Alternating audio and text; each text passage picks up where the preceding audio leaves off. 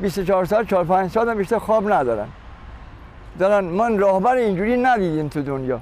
مرد صلح نمونه دنیا.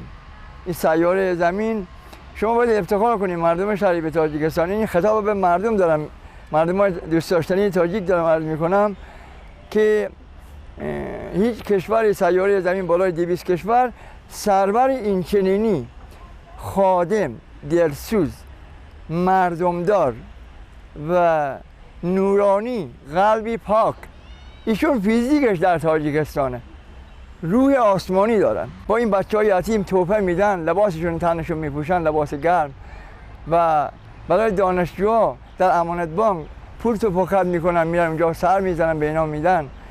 با بچه یتیمای 5-6 ساله دختر حتی شطرنج بازی میکردن، خودشونو بازنده کردن، بعدشو کف میزدن.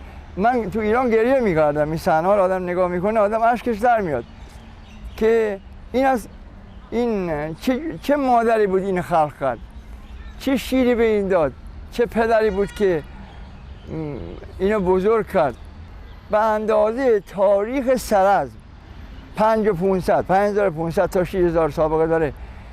من ایرانی انقدر عاشقشم دلم میخواد 6000 سال دیگه این تو تاجیکستان باشه، به این مردم خدمت کنه. نور، جسارت، شجاعت، دلیری، بعد کار کردنشون، خدمت کردنشون، از کجاش بگم؟ هرچی بگم کم گفتم.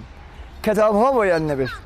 ظرف 30 سال بالای 90 تا این کشور توسعه دادن، رشد دادن، جز 10 کشور توریستی جهان شد. تمام توریست های جهان عاشقن که بیان تاجیکستان رو ببینن.